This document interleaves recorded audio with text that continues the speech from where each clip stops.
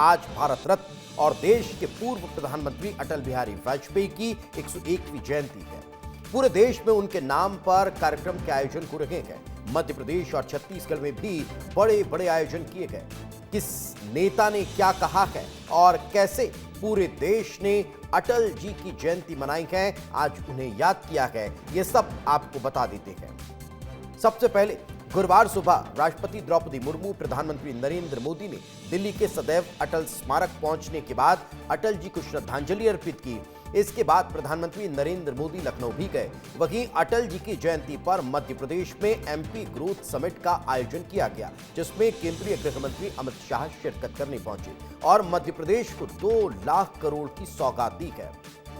छत्तीसगढ़ की बात करें तो वहां भी अटल जयंती पर मुख्यमंत्री विष्णुदेव साय ने 115 जगह के लिए अटल परिसर का लोकार्पण किया है। चलिए अब एक एक करके तीनों जगह की खबरें आपको विस्तार से बता देते हैं। लेकिन सबसे पहले बात प्रधानमंत्री नरेंद्र मोदी की। गुरुवार को पूरा देश अटल जी की जयंती मना रहा है। कहा जाता है कि पार्टी कोई भी रहे, लेकिन अटल जी के चाहने वाले हर दल में थे। खासकर बीजेपी के लिए तो ये और भी बड़ा दिन है, क्योंकि अगर बीजेपी के सबसे लोकप्रिय नेता की बात होती है तो उसमें अटल जी का नाम जरूर होता है और सबसे ऊपर होता है। और अपने लोकप्रिय नेता को याद करते हुए गुरुवार सुबह प्रधानमंत्री नरेंद्र मोदी, राष्ट्रपति द्रौपदी मुर्मू, उपराष्ट्रपति सीपी राधाकृष्णन और स्पीकर ओम बिरला ने दिल्ली के सदैव अटल स्मारक पर अटल बिहारी वाजपेयी को पुष्पांजलि अर्पित की है। दिल्ली में अटल जी को नमन करने के बाद दोपहर 3 बजे प्रधानमंत्री नरेंद्र मोदी लखनऊ पहुंचे, जहां उन्होंने राष्ट्रीय प्रेरणा स्थल का उद्घाटन किया। राष्ट्रीय प्रेरणा स्थल लखनऊ में बनाया गया एक स्थान है, जहां जनसंघ के संस्थापक डॉक्टर श्यामा प्रसाद मुखर्जी, पंडित दीनदयाल उपाध्याय और अटल बिहारी वाजपेयी की 65 फीट की मूर्तियां लगाई गई है और इन्हीं मूर्तियों का अनावरण प्रधानमंत्री नरेंद्र मोदी ने किया है। इस अनावरण कार्यक्रम में प्रधानमंत्री नरेंद्र मोदी के साथ रक्षा मंत्री राजनाथ सिंह, उत्तर प्रदेश के मुख्यमंत्री योगी आदित्यनाथ भी मौजूद रहे। मूर्तियों के अनावरण के बाद प्रधानमंत्री नरेंद्र मोदी ने भाषण दिया और परिवारवाद के मुद्दे पर फिर से कांग्रेस पर सवाल खड़े कर दिए। प्रधानमंत्री नरेंद्र मोदी ने कहा कि पहले एक परिवार की मूर्तियां लगती थी, आज सबको सम्मान मिल रहा है। पहले एक ही परिवार का गौरव गान होता था, लेकिन बीजेपी ने हर किसी के योगदान का सम्मान किया है। अटल बिहारी वाजपेयी की जयंती पर दिल्ली और लखनऊ तक की तस्वीरों को समेटी ये तस्वीर आपको दिखा दें। हुए सपने की सुने कौन सिसकी, अंतर को चीर व्यथा पलकों पर ठिठकी, हार नहीं मानूंगा रार नहीं ठानूंगा, काल के कपाल पर लिखता मिटाता हूँ, गीत नया गाता, गीत नया गाता।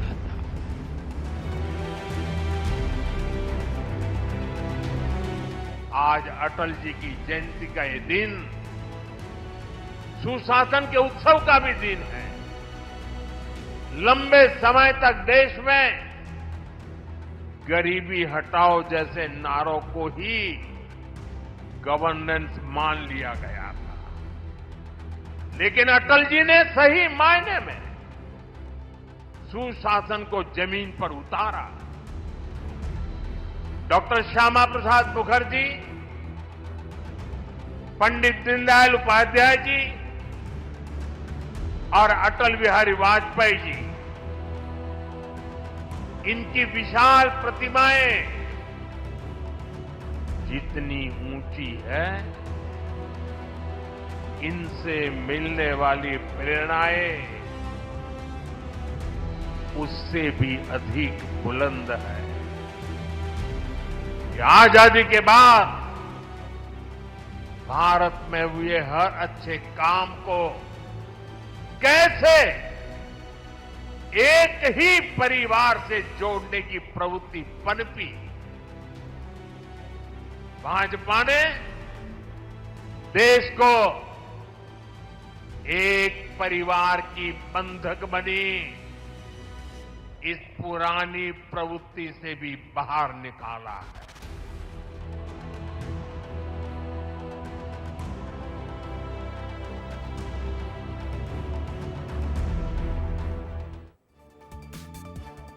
तो चलिए अब बात मध्य प्रदेश की।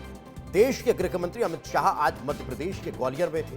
मौका था अटल बिहारी वाजपेयी की जयंती का और जगह थी वही ग्वालियर जहां पर अटल जी का जन्म हुआ था। अटल बिहारी वाजपेयी की जयंती के मौके पर ग्वालियर में अभ्युदय मध्य प्रदेश ग्रोथ समिट का आयोजन किया गया और यह समिट इसलिए भी खास हो जाती है क्योंकि मध्य प्रदेश के मुखिया डॉक्टर मोहन यादव ने देश विदेश और अलग अलग शहरों में घूमकर निवेश लाने की जो कोशिश की थी, वो कोशिश अब जमीन पर उतरने लगी है और मध्य प्रदेश के इन्हीं सपनों को साकार करने के लिए इस समिट का आयोजन किया गया। ये 4 तस्वीरें आपको दिखाते हैं। अमित शाह ने सबसे पहले एमपी ग्रोथ समिट में लगी हुई प्रदर्शनी का अवलोकन किया, फिर मंच पर पूर्व प्रधानमंत्री अटल बिहारी वाजपेयी को श्रद्धांजलि अर्पित की और फिर 2 लाख करोड़ रुपए के विकास कार्यों का भूमि पूजन और लोकार्पण किया। आंकड़ा फिर से बता देता हूं, 2 लाख करोड़ रुपए। ये वही 2 लाख करोड़ रुपए हैं जो मुख्यमंत्री डॉक्टर मोहन यादव देश विदेश से लेकर आए हैं। चलिए इस समिट पर आपको एक रिपोर्ट दिखाते हैं, फिर आगे की बात करेंगे।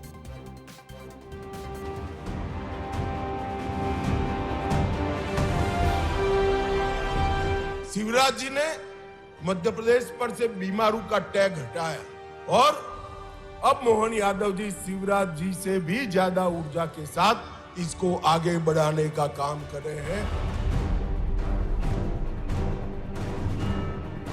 अटल जी ने न केवल इस देश को अपनी सांस्कृतिक विरासत को बचाने में मदद की, अटल जी ने पूरा जीवन इस देश के स्व को जगाने का काम किया।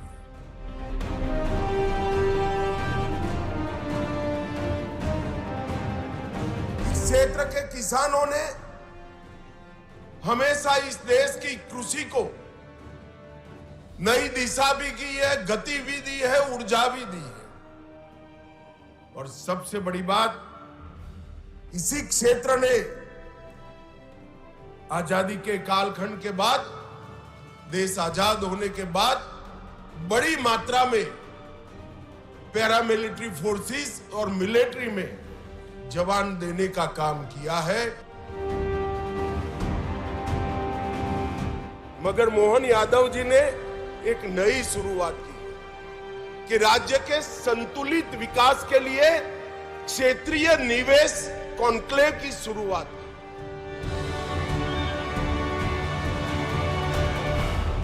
गरीब वर्ग के लिए, युवाओं के लिए रोजगार का इतना बड़ा निवेश लेकर के लगातार आगे चल रहे हैं। लगभग 8.5 लाख करोड़ से ज्यादा का निवेश आज मध्य प्रदेश के अंदर लगने जा रहा है।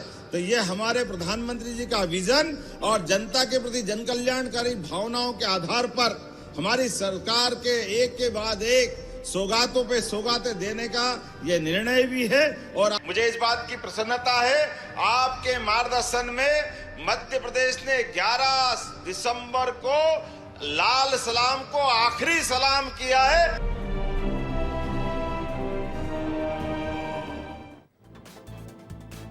तो आपने रिपोर्ट देख ली, किसने क्या कहा वो भी आपको बता दिया, लेकिन इन 2 लाख करोड़ रुपए से आपका कैसे फायदा होने वाला है ये भी समझ लीजिए।